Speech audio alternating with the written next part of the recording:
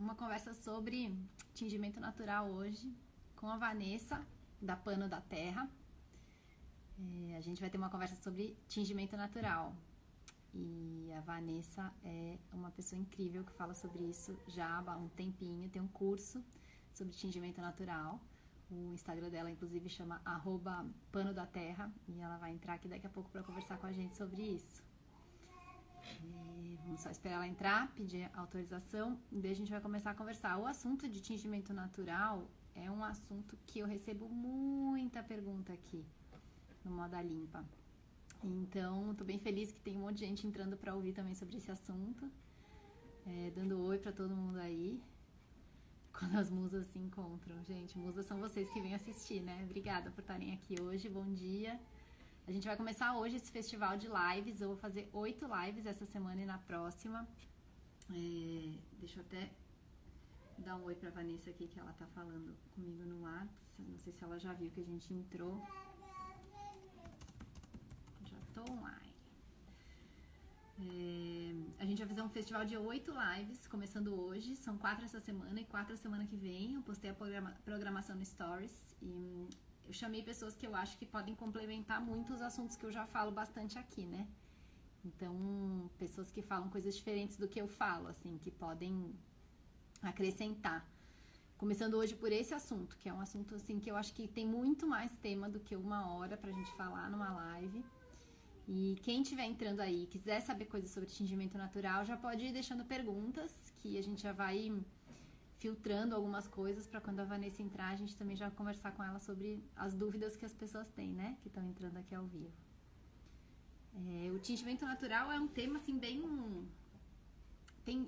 Eu sempre digo que a criação não é mais individual, né? Que a gente precisa criar coletivamente, que a gente faz um produto de forma coletiva com várias pessoas. Porque eu acho muito difícil uma pessoa fazer tudo. E tingimento natural é justamente isso, assim, é uma coisa que precisa de alguém bem especializado, que entenda muito do assunto. E eu tô bem feliz de poder trazer o conhecimento da Vanessa para abrir um pouco as portas desse conhecimento, assim, né, os caminhos, para iluminar um pouco os caminhos e a gente saber por onde começar a pesquisar, estudar e tal. Ah, Denise entrando aí. Oi, Denise, tudo bem? Que bom que você tá aqui.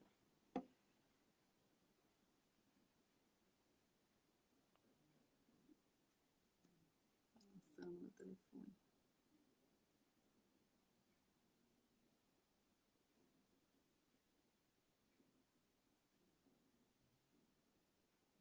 Para quem está chegando agora, se já quiser, pode ir escrevendo perguntas que vocês tenham sobre tingimento natural aqui nos comentários. E assim que a Vanessa conseguir se conectar, a gente já vai fazendo as perguntas para ela.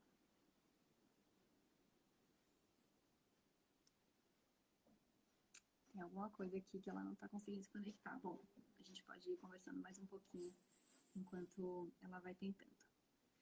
Tem uma pergunta aqui já legal. Quando a gente faz esse tingimento, ele fica seguro sem manchar as outras roupas? No sentido de quando usa, né? Tipo, se a gente tingir uma blusa e usar junto com uma saia, com uma calça, você não vai tingir. E também, acho que quando lava, né? Oi, Lu, da Lucy de Bag tá aí. Que bom que você veio. Van, eu tô também te enviando a solicitação. Vê se você recebe aí. Te enviei já. Eu até aceitei a sua, mas não sei por que aconteceu aqui. Pronto. Ué, entrou e saiu. Massa, quando veste e quando lava também. Achei ótima essa pergunta. Lu, o tema da live hoje é tingimento natural. Que, como eu tava falando, é uma coisa que muita gente vem me pedir, me perguntar e tal. E a gente vai fazer com a Vanessa, da Pano da Terra, que é uma pessoa que dá, inclusive, um curso de tingimento natural. É bem massa. Tem alunas do Moda Limpa que fizeram o curso dela também. E eu acho que ela não tinge naturalmente o plástico, Dani. Eu acho que a Vanessa trabalha só com tecidos naturais. A gente vai falar sobre isso também. O que dá para tingir e o que não dá, né? Isso é uma ótima pergunta, assim, com tingimento natural. E uma coisa que eu sempre fico refletindo também é o quanto dá pra gente fazer tudo sozinha. Aí, a Van. Oi, Van! Agora deu Tudo bem, certo. Tudo bem com você? tudo certinho. Eu acho que tem um delay, um pouquinho de delay, talvez. Não sei se o pessoal me escuta bem. Eu tô te escutando normal, assim, sem delay, mas talvez você não. Perfeito, então. Adorei esse Bom cenário atrás dia. de você. Já tô apaixonada. Bom dia, obrigada, Marina, pelo convite. Já sigo o Moda Limpa há um bom tempo aí, acho que já tem um pouco mais de um ano. Também tenho aluna aí que fez curso contigo. Muito legal. Ai, que massa. Obrigada também, Ivan, por ter topado. Eu estava justamente começando aqui, introduzir para as pessoas e já estava falando isso, que tem alunas do Moda Limpa que fizeram seu curso também. Nossa, Ivan, que legal a gente poder conversar um pouco também nesse horário da manhã, né? As lives são sempre meio final da tarde à noite, e daí tô testando esses horários que são horários mais de mãe, eu acho. sim, mais tranquilinho, né? É, você tem um filho, né, de 4 anos também? De 4 aninhos. Ai, que delícia, parabéns. Parabéns aí pela Yara. Eu vi que, como acompanho o Moda Limpa, eu vi que você saiu um tempo, enfim, muito legal. Parabéns. Obrigada. Inclusive, você é a primeira live assim da minha volta da licença maternidade. Então, tô Olha feliz só, também de poder encontrar a mãe. O Van, legal. eu acho que eu não prefiro que você se apresente mais do que eu te apresente. Então, se você puder, conta um pouco assim de você, do seu trabalho e como foi sua história assim. Como é que de repente você começou a trabalhar com tingimento natural? Se teve tipo, se você trabalhava com uma coisa mais convencional antes e daí teve uma virada de chave para sustentabilidade, para consciência, Sim. enfim, como é que foi esse processo para você? Então, eu primeiro, assim, para quem está aqui que acompanha o Moda Limpa e não conhece a Pano da Terra, eu sou engenheira agrônoma, mas eu trabalhei muito pouco como agrônoma. Eu trabalhei 2 anos como agrônoma na assistência em assentamentos da reforma agrária e logo em seguida passei num concurso para um órgão ambiental, né? É um órgão estadual de meio ambiente, onde eu fiquei por mais de 10 anos, né? E aí trabalhei como analista ambiental todo esse tempo, sempre com foco em vegetação. Então não tenho nada a ver com moda, mas sempre gostei de trabalhos manuais e aí num determinado momento, assim, na carreira pública, já tem alguns anos que os órgãos ambientais estão e a legislação ambiental vem sofrendo assim uns desmontes bem sérios, flexibilizações bem sérias. E o órgão estadual que eu trabalhava na época, o governo também estava em uma crise grave, então atrasava salário, estava bem desmotivado. E aí sempre gostei de trabalhos manuais, comecei a tentar, né, criar e sempre gostei muito de crochê e tricô, comecei a produzir peças para buscar renda extra, enfim. E num determinado momento, assim, estudando um pouco mais sobre impactos ambientais desse meio da moda, né, eu decidi criar uma marca de camiseta para falar de espécies ameaçadas de extinção, né? Então, trazendo aí informações da minha área de atuação. E aí eu só tinha, sempre falo, né, que só vendia camiseta. Eu sabia que um dos impactos mais significativos é em relação à poluição da água pelo tingimento convencional, né?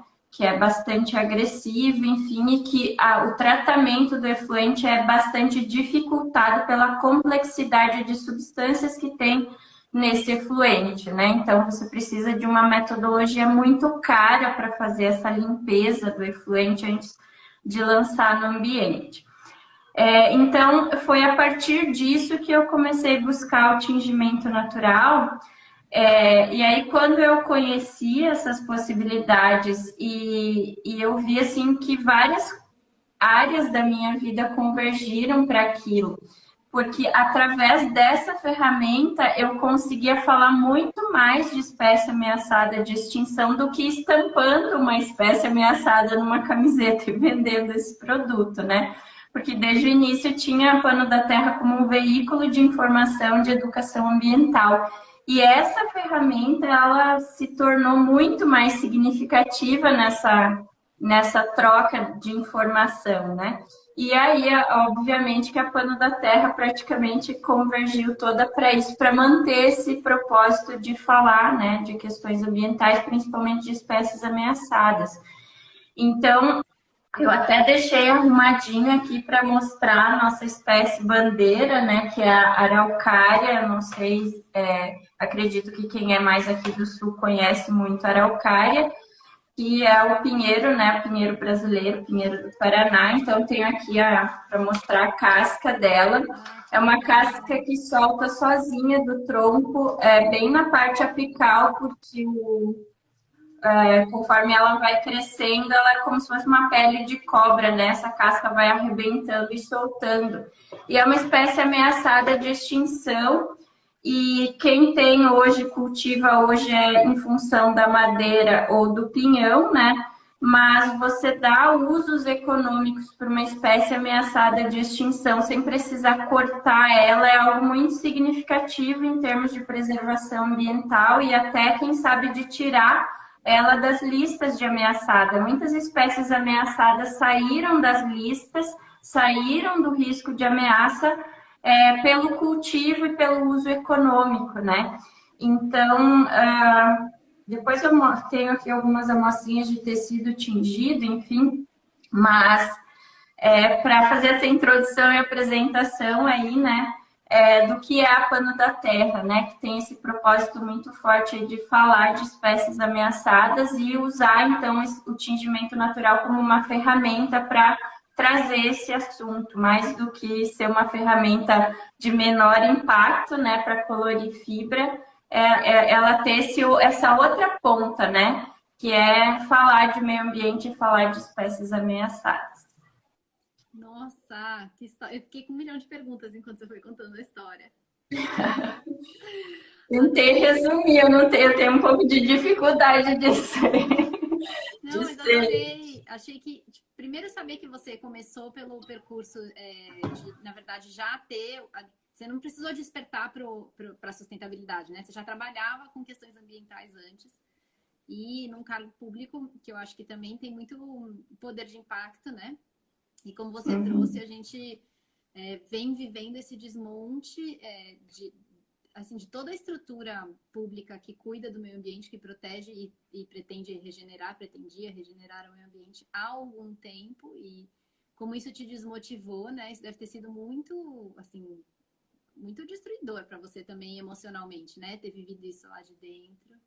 Para todo mundo que é dessa área, assim, porque eu vejo assim na minha área que não é aquela coisa de cargo público que está ali pela estabilidade, assim, são pessoas apaixonadas pelo que fazem, né? Que dão o sangue, vestem a camisa, às vezes tira dinheiro do bolso para fazer coisas, sabe? Que realmente estão ali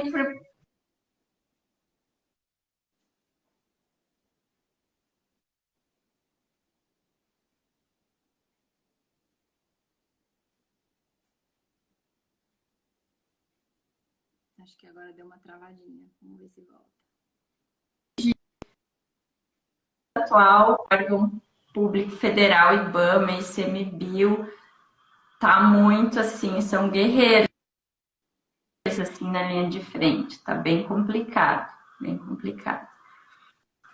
E eu também achei que, tipo, tudo isso, eu vejo, assim, pelo que você foi falando, e vejo, enfim, nas outras pessoas que trabalham com isso também, uma desesperança, né? A esperança vai indo embora, e como você falou, são pessoas apaixonadas pelo que fazem, não estão lá pela grana, pela estabilidade. E daí você ir atrás de um caminho da moda para também reacender essa esperança, né? Perceber que existe como a gente também fazer alguma diferença através da moda, achei massa, assim, daí você abrir a marca de camiseta e nesse caminho perceber que não era produzindo mais camiseta que você ia preservar as espécies. Então achei que muito inspirador, assim, também saber essa história. Obrigada por ter compartilhado isso. Eu falo bastante para os alunos do Moda Limpa que a gente, quando vai abrir um negócio de moda, tipo, é bem importante você entender primeiro o seu propósito para abrir o seu negócio, porque às vezes seu propósito é comunicar uma coisa, ainda é conscientizar sobre alguma coisa, você não precisa fazer mais produtos para isso, né? Porque às vezes o impacto negativo de fazer mais produto é maior do que o positivo de conscientizar e tal. E, Exato. e daí você falou que você, tipo, hoje ensina o tingimento natural muito para conscientizar também sobre a preservação, né, das espécies.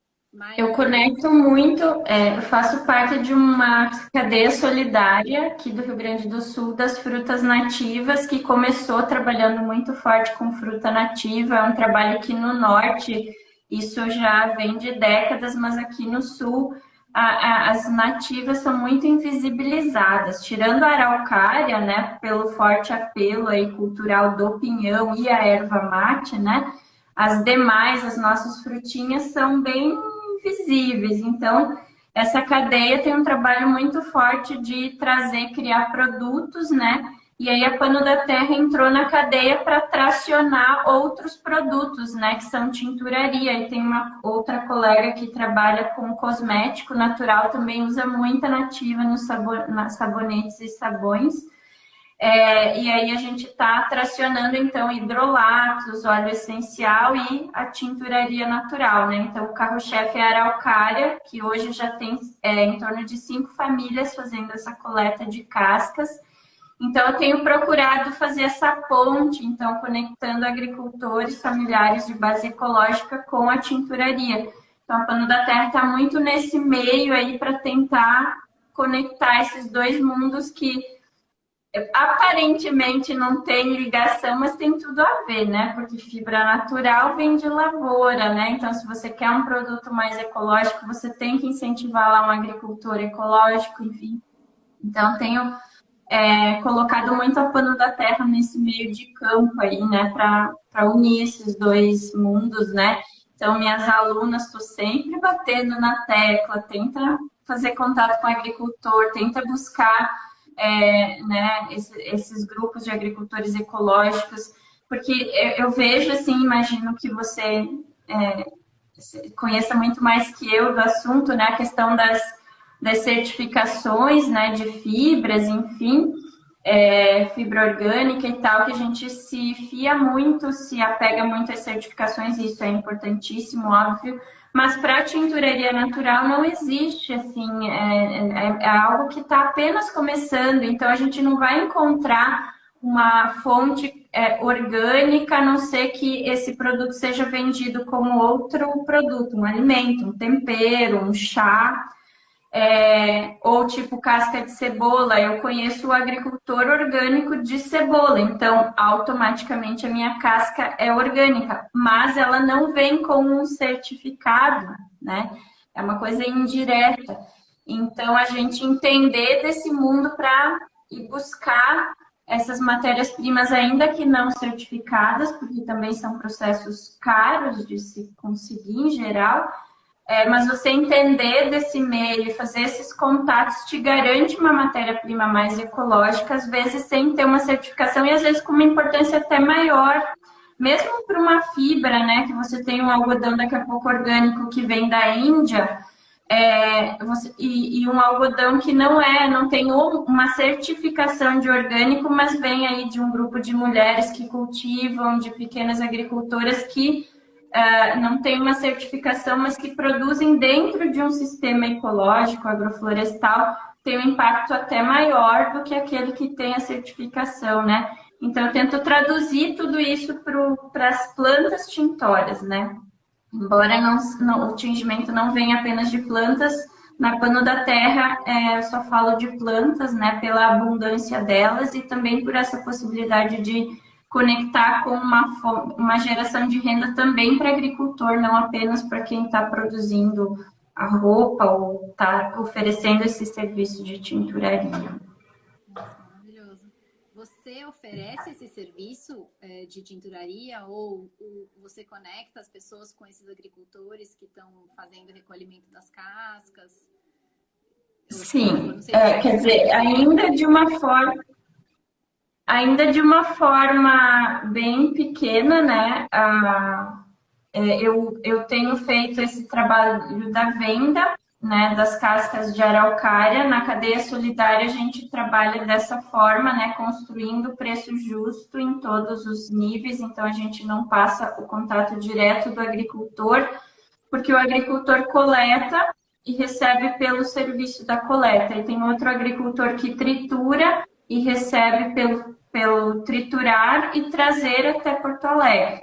E aí eu coloco um pouquinho em cima para fazer essa logística de vender, né? Mas eu também carregar, etc. isso. Eu compro muito, na verdade, muito mais para colocar nos kits também do curso, né? Que eu procuro colocar nos kits, né, das alunas produtos já com esse viés. Então, vai a casca de araucária, vai o sabão de coco da Inebriarte, que também é da cadeia solidária, vai o tecido da Justa Trama, né? Então, o kit já vai um pouquinho pensado nisso também, né? Com essa lógica. Mas tem disponível no site da Pano da Terra a casca para quem tem intenção de comprar. E o serviço de tinturaria eu tenho feito ele assim de uma forma bem ainda incipiente, pelo tamanho, né? Que a Pano da Terra ainda é pequena, né? Tem intenção de expandir um pouco isso também. Mas eu conecto com alunas, né? Porque sempre tem muita gente me perguntando e eu tento repassar para alunas que já estão mais seguras em oferecer também o serviço, né? Então, eu tenho feito até pela logística, porque às vezes uma pessoa de muito longe é complicado você ficar com esse trabalho circulando aí, dependendo de correio, de transportadora, começa a ficar muito caro, enfim. O ideal é que seja alguém mais próximo, então eu tento repassar para alunas, né, sempre que surge essas demandas. E algumas, assim, eu faço de forma recorrente, como a Nus Demicultura, eu tenho feito já há um ano trabalho com ela, então tudo que tem tingido natural na Nus é feito aqui pela Pano da Terra.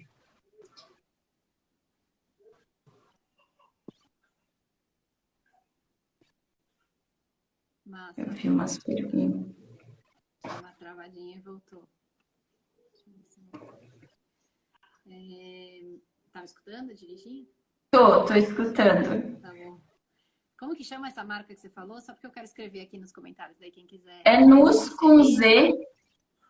Nus com Z. Demiculture. Deixa eu ver se... Eu vou escrever aqui, ver se tá certo. É bonito que isso seja um trabalho regional também, né? Que nem você estava falando, de não ficar transportando para lá e para cá. Eu acho que muito dessa construção da nova forma de moda que a gente está fazendo é isso, tipo fornecedores regionais para atender, né? Tipo, não só não ficar transportando, mas é isso, para que tenha de fato trabalho para todo mundo, não fique tudo na mão de uma só pessoa e uma só empresa que cresça muito, né? Enfim, a gente sabe qual caminho isso segue. Ô, Vai, como é, tipo, para atingir, qual é a dificuldade, assim, de atingimento em grandes quantidades ou pequenas quantidades? No Moda Limpa eu tenho bastante aluno que está abrindo seu negócio, então está começando a produzir em pouca quantidade, né? Não abre logo de cara fazendo muito. Então eu faço essa pergunta tanto para responder um pouco essa galera que procura fornecedores que façam pequena quantidade, mas também para desmistificar um pouco, assim, entender. Muita gente fala sobre o tingimento natural ainda como uma coisa muito cara, muito difícil. Mas daí não dá para se eu lavar, sai tudo. Mas eu não consigo todas as cores. Mas eu não tenho dinheiro para isso. Eu vou começar meu negócio, mas eu não vou fazer tingimento natural agora porque é muito difícil. Então, daqui 5 anos, quando eu já estiver ganhando dinheiro, eu começo. Sabe, tem vários...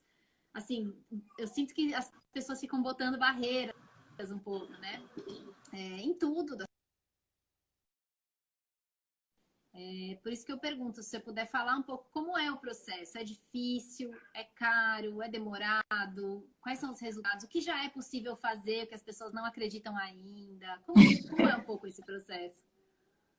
Eu acho que tem mais dificuldades no início, assim, enquanto você não tá aprendendo mesmo. Chega num momento que você aceita o que tem que aceitar e bola para frente. Mas muita coisa que você colocou aqui que é tida como objeção, como gargalo, aí eu acho que é muito mito, tá? Eu acho que tem outros problemas que só quem está atingindo percebe, não tanto esses que as pessoas que ainda não estão fazendo têm. Exemplo, se sai quando lava. Isso depende muito de corante. Tem corante que não precisa nem lavar para sair, só pela ação da luz ele vai ter o efeito do desbotado, que são corantes que são fotossensíveis e que são os que as pessoas mais tentam, as que não conhecem, mais tentam usar, né? Porque são mais chamativos. Então, tudo que vem de desbotou, fala, não, todos desbotam, não vou mais fazer. Exato. E outra coisa, assim, é que você não precisa ter cada cor vinda de uma planta. Com um corante você consegue muitas cores. Aí vou usar mais o exemplo da araucária, que já está aqui na mão. É claro que são tons neutros, tá? Mas são todos tons vindos de araucária. Ai, que lindo. Tá? E isso aqui em uma concentração. Posso fazer mais clarinho, tentar mais escuro, né? Retocando cor, enfim. No curso gratuito eu até uso casca de romã. Numa experiência de brincadeira, assim, com a casca de romã, eu consegui 44 tons. Claro que muitos tons muito parecidos, né? Mas você consegue tirar várias cores, não só tons diferentes, várias cores, né? Misturando corante e tal. Então, você não precisa ter, assim, 1 milhão de planta para você ter muitas cores e tons, tá? Eu uso 4 plantas de base para obter um arco-íris, assim. Então, é muito na lógica das cores, você ter as cores primárias e uma fonte de tons neutros, tá? Que os tons neutros, além de ter as cores neutras, são fontes de tanino que precisa para um passo que é pré-mordentagem em alguns tipos de fibras. Então, eu trabalho com romã, que é a minha fonte de amarelo, com crajiru, que é a minha fonte de vermelho, e com o índigo, que é a minha fonte de azul. A partir disso, eu tenho o arco-íris, literalmente, tá? E aí, nos tons neutros, eu tenho a araucária, que eu falei, né? Que é, né, para cores neutras mesmo, e o tanino, que eu compro um tanino isolado, que antes disso eu usava chá preto, hoje eu uso ele porque eu compro para enviar nos kits das alunas. É mais prático, mas antes disso eu usava como fonte de tanino chá preto, que eu não precisava comprar em quantidade como tanino, né, que vem em sacos enormes, mas hoje, como eu envio nos kits, aí eu dou uma vazão mais rápida para ele. Então, são 4 plantas para cor e mais o tanino, né? O Seedbag está perguntando se o urucum também dá para usar. Dá, o urucum também dá para tingir. Eu só não uso muito ele porque não é uma cor assim muito demandada, e quando ela é demandada não é em tons muito gritantes, então eu faço misturando o crajiru com a romã, né? Que são as minhas 2 fontes que eu sempre tenho em casa. Se for um super laranja, eu acabo usando o urucum, mas é bem raro. Já vendi tingimento com urucum, mas é mais raro, assim.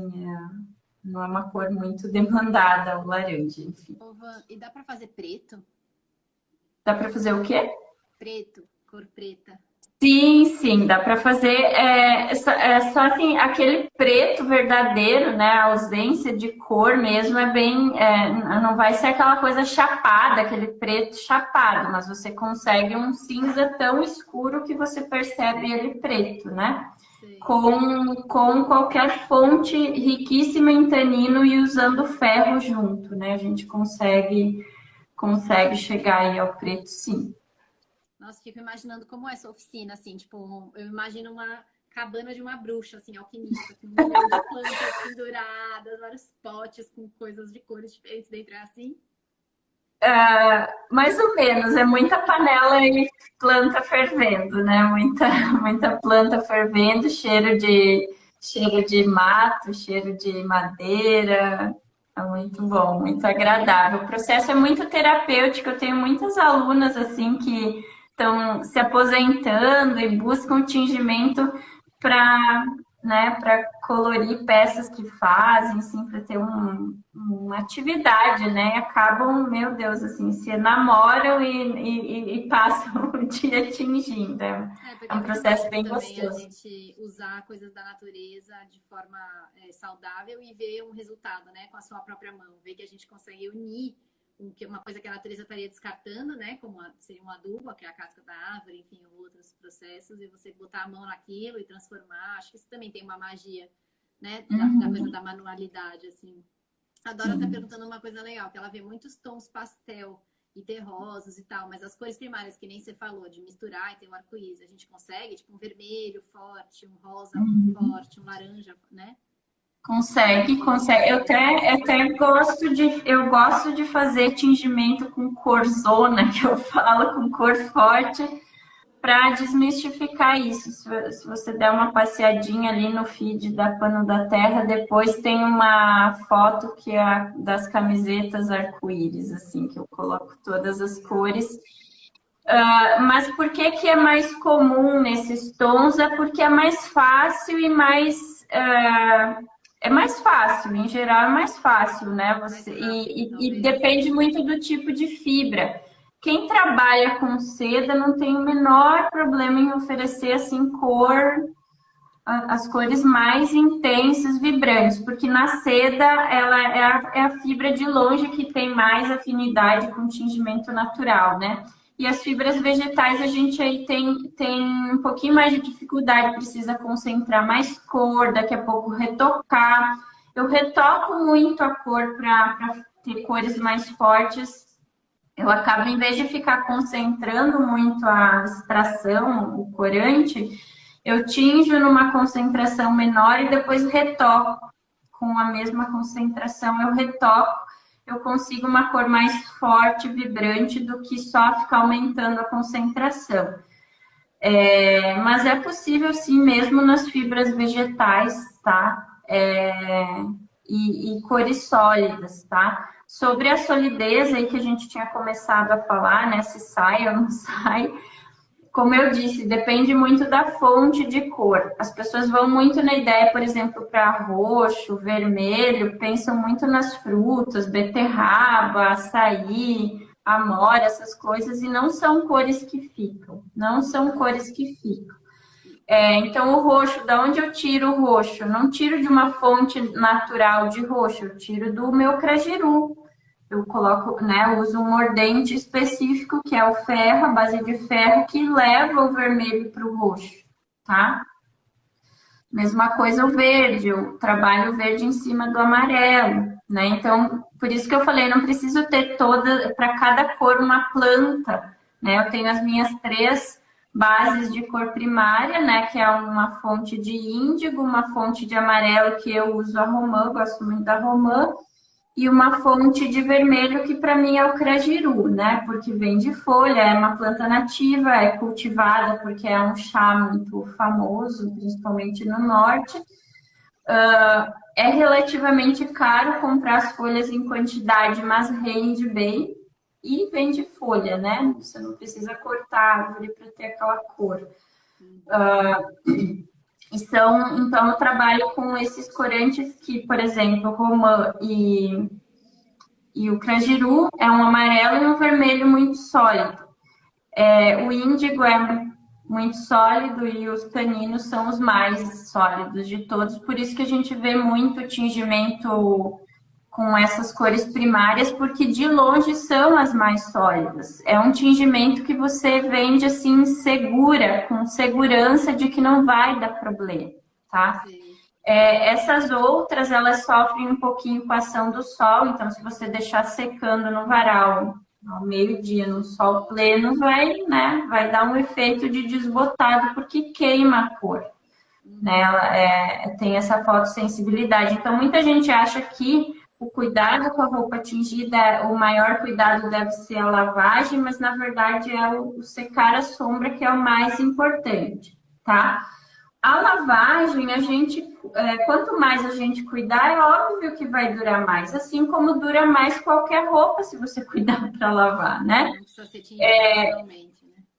Exato. Então, esses que eu uso, eu também coloco para lavar numa lavagem ruim para ir observando o que acontece. E com o tempo ele vai dando aquele efeito de desbotadinho, mas dura bastante, dura muitas lavagens, tá? Quando você Agora, tinge, você claro que desculpa, pode falar. não, imagina. Claro que se eu lavar a mão com. Eu uso muito esse sabão de coco caseiro, bem diluído na água, uma lavagem à mão, digamos que eu multiplico essa durabilidade por 5, 10, 20 vezes, né? Aquela coisa de você também não lavar toda vez que usa, se a roupa ainda tá. Não tem nem cheiro na roupa e você já tá lá porque usou 2 horas, já tá colocando na máquina. Isso vale não só para o tingimento natural, para qualquer roupa deveria ser assim. Então, eu acho que as marcas que trabalham com tingimento natural, elas acabam naturalmente tendo uma forte aptidão por comunicar e educar também, porque não é só com as roupas tingidas que a gente deveria ter esse cuidado, né? Mas claro que se você cuidar, vai durar muito mais do que se você não cuidar, né? Mas dura muito também sem cuidar. Dura relativamente bem. Quando você tinge as peças, você usa algum tipo de fixador para evitar que desbote, para sair? Porque eu fiquei imaginando essa cena assim das roupas secando no varal, as roupas tingidas quimicamente. Às vezes a gente tem, né, uma peça preta, aquele preto total, e que seca no sol e não muda nada. Daí, quanto químico é necessário para isso acontecer? Eu fiquei aqui imaginando, né, quantos processos, quantos produtos, enfim, quanta água é gasta e tudo isso no processo tradicional químico de tingimento. Daí, como era o processo natural? Depois que você atinge a cor que você quer, você usa como é o processo para isso não sair, para fixar? Assim? Sim, a gente sempre usa fixadores. Por que que os neutros são tão bons? Porque os taninos, principalmente esses taninos mais puros, que conferem esses tons neutros, eles agem como fixador. Eles têm, por exemplo, as mesmas propriedades que um alúmen de potássio, que é um fixador que a gente usa. Então, não é à toa que eles são os mais duráveis. Mas a gente sempre usa algum sal metálico para fixar, tá? Só que a gente usa os menos piores do que na indústria têxtil, que usa, né, esses mesmos metais, só que outros, né, mais agressivos às vezes. Sempre se usou esses sais metálicos, metais para fixar e para intensificar a cor, mesmo no tingimento natural antigo, inclusive esses, né, tóxicos, impactantes, enfim. Eu trabalho com 2, que é o acetato de ferro, que é um fermentado caseiro feito com prego enferrujado, peças enferrujadas, que é o de menor impacto, de longe o de menor impacto, e eu sei disso porque eu faço muita análise química dos descartes e estou sempre buscando forma de reduzir aquela quantidade para se enquadrar na lei. Embora esse porte artesanal não demande licenciamento ambiental, é uma segurança de que se um dia a gente crescer o suficiente para demandar, a gente já está dentro do que a lei exige, né, em termos de descarte desses efluentes. Então, o acetato de ferro é o mais tranquilo. O alúmen de potássio, que ele assim, eu considero que ele é indispensável o uso dele, porque ele tem, além de fixar, ele intensifica muito a cor. É muito visível o que acontece com o vermelho, com o amarelo, com e sem ele, assim. É como se você iluminasse tudo, assim. Tira aquele tom opaco e deixa mais vibrante, né? Mas a gente consegue retirar ele da água e, além disso, reaproveitar aquele corante que estaria num descarte. Então, 2 funções: aproveitar melhor a cor do que você extraiu e limpar o teu efluente. Aí a gente faz a laca. A gente nesse processo de remoção, isso aqui é de araucária também, tem outras cores aqui. Então, nesse processo de você limpar o teu efluente, tu também está reaproveitando ou otimizando o uso da cor em si, né? Então, nesse processo de retirar, você retira junto ao lumen, né? Da tua tinta. A Lu da Lucid Bag comentou aqui que ouviu dizer uma história de gente que usa desodorante natural como fixador. Tem a ver com isso, com alumínio de potássio? O alumínio de potássio ele está nos desodorantes, inclusive no natural, tá? E os taninos têm uma ação muito parecida. Qualquer planta que vocês ouvirem falar que tenha propriedade medicinal, de cicatrizante, de combater diarreia, de antimicrobiana, mas principalmente cicatrizante e para combater diarreia, muito provavelmente é uma planta rica em tanino e é o tanino que está conferindo isso. Porque ele tem alta afinidade com proteína, então aquela sensação da fruta verde na boca é o tanino ligando com a proteína da mucosa, né? Então, lá no estômago, no intestino, ele vai fazer isso e vai prender alguém que está com diarreia, por exemplo. Incrível. Barba-timão, para mim, é a casca que eu uso para cicatrização. Exato, e é uma tintória excelente. Por isso também. Então, lá no tecido acontece a mesma coisa. Ele vai se agarrar ao material proteico do tecido. Não por acaso a seda é quem tinge melhor, porque tem aí em torno de 60% de fibroína, que é uma proteína, né? Então, por isso que ela fica maravilhosa, né? E as vegetais têm pouquinho, né? Então, a gente faz um tratamento com tanino para intensificar aquele pouquinho de material não proteico que ela tem. Então, o tanino, por exemplo, ele pode se ligar com até 12 sítios de proteínas. Então, 12, né, se ligar 12 vezes com uma proteína, com proteínas, ou uma proteína que tenha mais de uma ligação, enfim.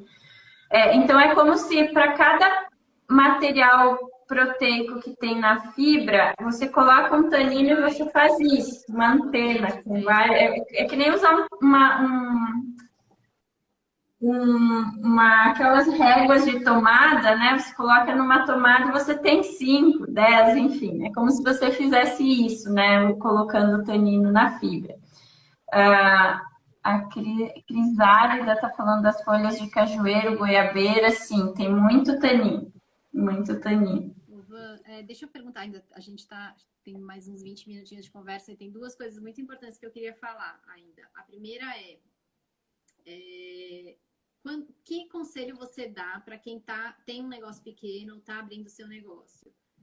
Que aprenda a fazer e faça por si mesmo nos seus produtos, ou que terceirize, se for para terceirizar, como seria isso? Tipo, você faz, ou você tem dicas de fornecedores? Não sei, tipo, que conselhos você daria se você fosse...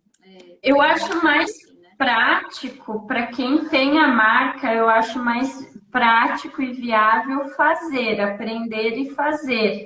Porque hoje é difícil encontrar pessoas que fazem para a demanda que tem, e aí é aquela coisa. Não quer dizer que sai mais barato você fazer, até acho um pouco assim... Eu vejo que quem faz acaba tirando muito, quase que nem cobra por esse serviço, nem cobra muito a mais tudo que deveria por esse serviço, e aí acaba conseguindo oferecer num preço melhor porque faz tudo, que nem eu acho que eu peguei um pedacinho da tua fala no começo, que acaba fazendo tudo e não cobra por tudo, né? Que na verdade isso é errado, mas é o que funciona e dá um pouquinho mais de acessibilidade, porque o certo é você pôr no lápis e cobrar o que vale, né? Porque são produtos raros hoje de você encontrar, né? Você não encontra, principalmente você não vai encontrar isso nunca a preço de fast fashion, né? Todo esse conceito do artesanal já vai colocar o preço lá em cima, aí dependendo da fibra, se é orgânica, já vai um tanto a mais. O tingimento natural já vai um tanto a mais. E aí você acaba seletizando esses produtos, eletizando esses produtos. Então, mas o fazer por si mesmo é mais prático porque a logística e a falta assim, de pessoas oferecendo, né? O baixo número de pessoas oferecendo isso acaba dificultando mesmo, né? Então, é muito mais rápido de colocar em prática se você aprender a fazer e for fazer. E uma coisa que eu acho muito bacana no tingimento natural é que você não precisa ter uma monstra estrutura. São materiais muito corriqueiros, é panela, é colher de pau, é um fogão e um bom espaço para secar e enxaguar, tá? Qualquer canto da tua casa você consegue fazer.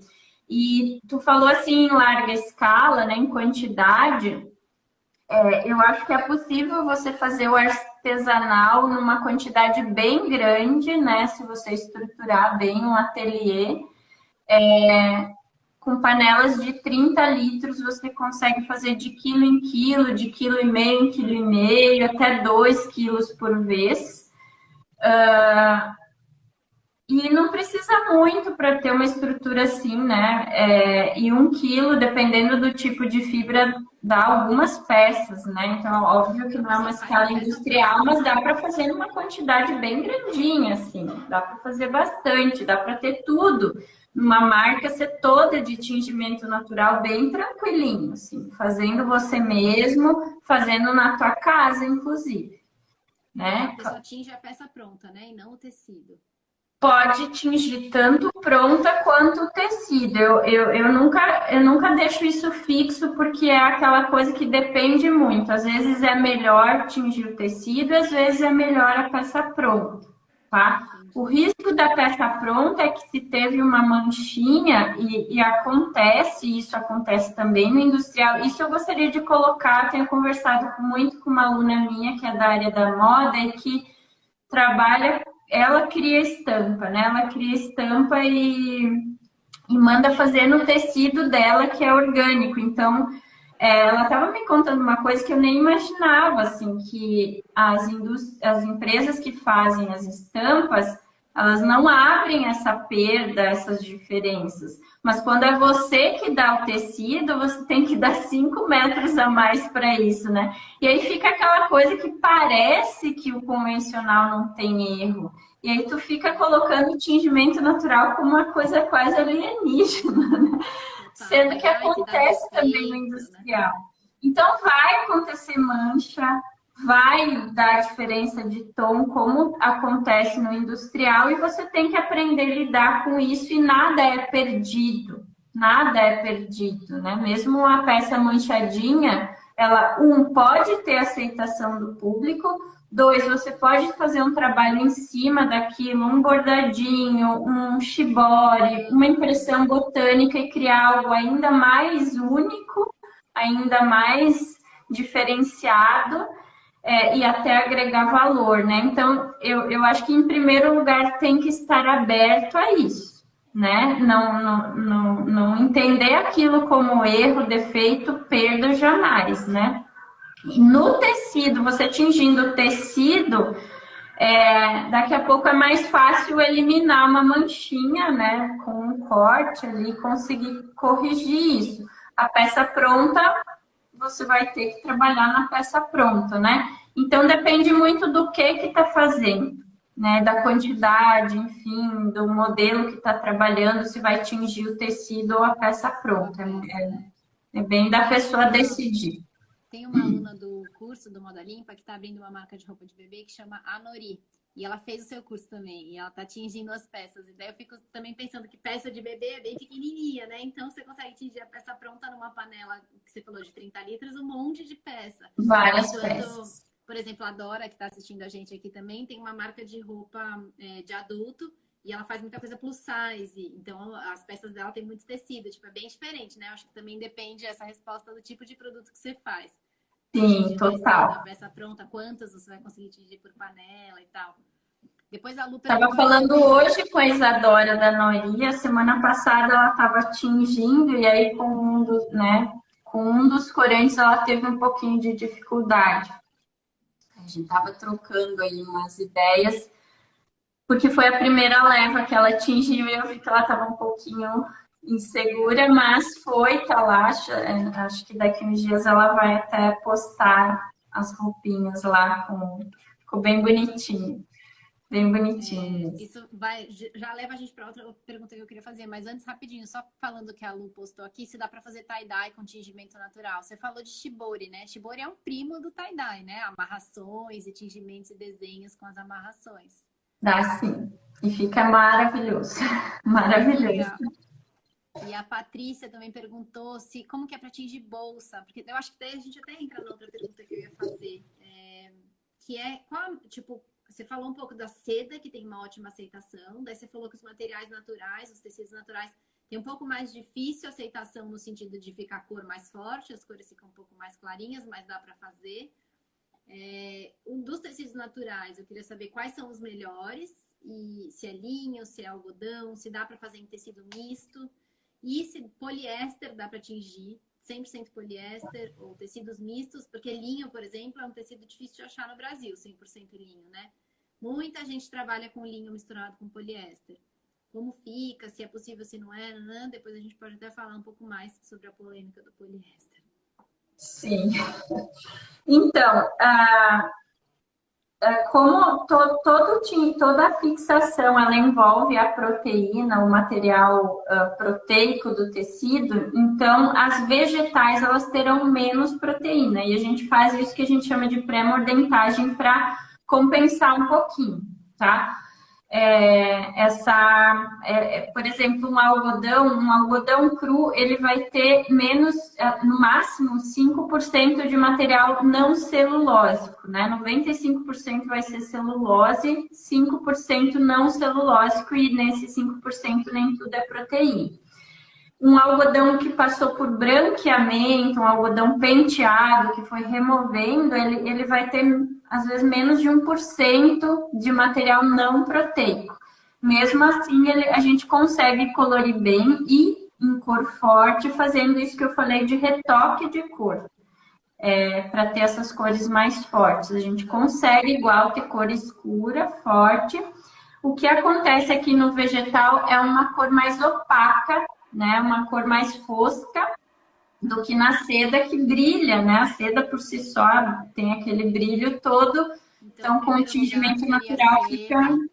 Segundo lugar seria um algodão ou... A lã, né? Seda, lã e todas as de origem animal, que são riquíssimas em proteína. Das vegetais, não é tanto a origem da fibra, mas é como ela é trabalhada, tá? Por exemplo, dentro dos tecidos de algodão, eu vejo o quanto a sarja colore bem. A sarja fica bonita, assim, mais forte, a cor intensa, comparado com uma malha de camiseta. Dentro das malhas de camiseta, a malha crua, em comparado com a branqueada, vai sempre colorir melhor, ficar mais forte. Você não precisa pôr tanto corante natural, tanta matéria-prima para conseguir cor mais forte, tá? Então, depende muito de como esse fio foi trabalhado e não tanto, né, da fibra em si. O linho colore relativamente bem, né? Vai ter fibras que vão ter uma base mais escura, que tipo juta, que mais... O próprio linho tem tons diferentes, né? A planta. Sim, sim. Um tom mais escuro, né? Então, se ele é um linho naturalmente mais escuro, eu consigo mais escuro, só que fica como se eu estivesse misturando um bege junto. Imagina pegar uma tinta e pôr bege no azul. Então, essa influência vai existir, né? Mas tu consegue elevar mais os tons, né? E o poliéster? Assim, super importante. Então, o poliéster, por ser sintético, não vai ter proteína, né? Então, ele vai mal e mal dar uma sujadinha, né? Eu já tinha blazer usado que tinha o forro de poliéster, que a cor do blazer de sarja ficou bem forte. Dentro, um lilazinho, assim, quase nem coloriu, tá? Mas na mistura, né, quanto mais fibra natural, mais cor vai pegar. Tipo, tu falou do linho. Então, se for um linho que tem mais linho que poliéster, vai colorir mais do que um que tem menos linho e mais poliéster, tá? Dá para misturar, dá para tingir, sim. Mas quanto mais fibra natural, mais cor vai pegar. Mais proteína, mais cor vai pegar. Eu acho que, assim, só encerrando um pouco esse assunto, que ainda daria pra gente falar por mais uma hora. Mas sim, a gente tá né, chegando no nosso horário, eu acho que é só importante, assim, a gente falou tanto aqui do propósito do seu negócio ser a preservação e a regeneração do meio ambiente, de quanto uma pessoa que trabalha com tingimento natural pode ser um trabalho terapêutico também, emocionalmente, né? De quanto esse trabalho leva tempo e é importante saber cobrar por isso. De quanto é um trabalho que torna um produto único e que a gente também conscientiza o cliente ao fazer esse trabalho. Eu acho que considerando tudo isso, quando a gente chega no final de falar, no final dessa nossa conversa e fala, bom, e aí, poliéster tinge, não tinge? Ah, até tinge se tiver misturado, nananã. Mas vale a pena usar? No final das contas, na hora que você bota um poliéster no meio dessa história, você destrói toda essa construção do propósito original, né? Você Eu pega acho o que não propósito faz original, amassa e sentido. joga no lixo.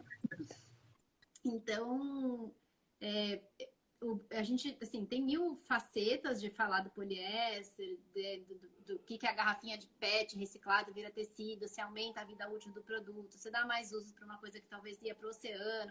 Tem mil facetas. A gente pode, né, usar justificativas para usar o poliéster reciclado e tal, mas quando a gente fala de uma construção toda, 1 hora falando dos benefícios, das maravilhosidades que é trabalhar com tingimento natural, assim, na minha opinião pessoal, tipo, não misturem o poliéster com isso, né?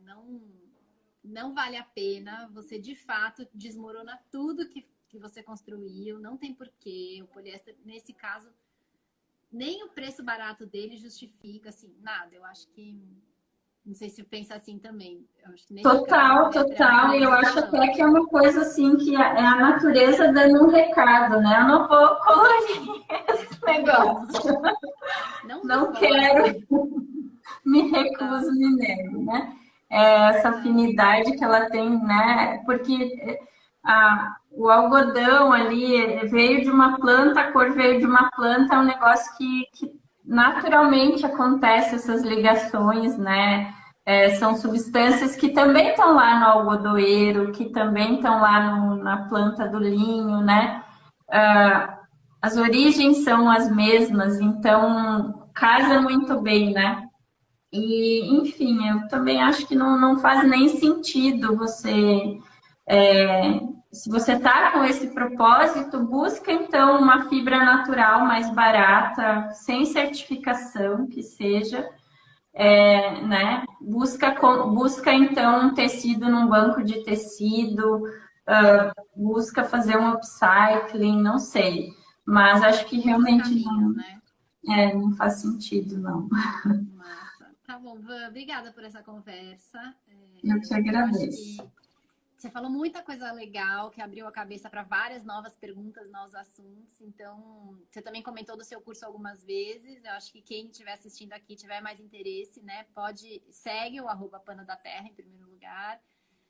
Pode se inscrever no seu curso para entender mais a fundo disso. Como você também citou, você oferece um pouco de acompanhamento depois do curso, né? Você contou que com a Isadora da Ana Orisa Sim, estava tem junto uma também. consultoria, eu estou sempre ali disponível nessas horas de aperto, que bate no começo, bate uma insegurança. Quando eu comecei, eu sempre fui um pouco assim, me joguei nas coisas. Então, quando eu comecei a tingir minhas camisetas, eu não tinha muito medo, assim, nem que eu precisasse pegar de volta a camiseta, retingir, enfim, né?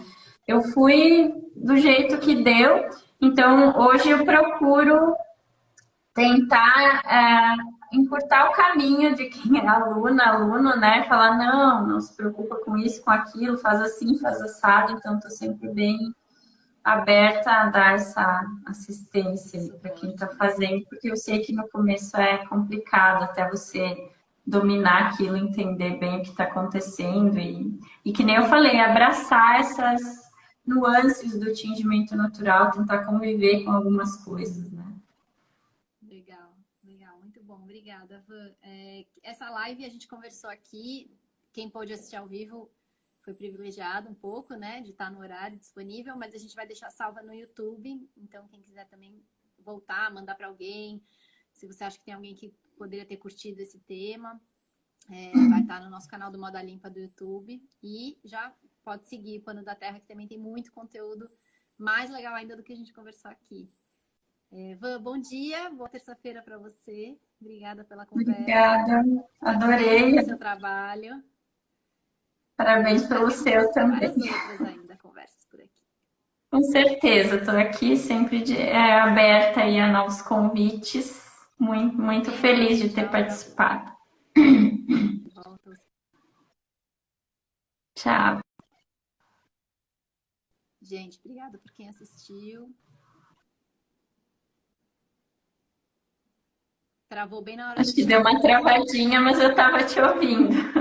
Então, obrigada, gente. Um bom dia para vocês. Tchau. Um beijo, Van. Tchau, tchau. Beijo.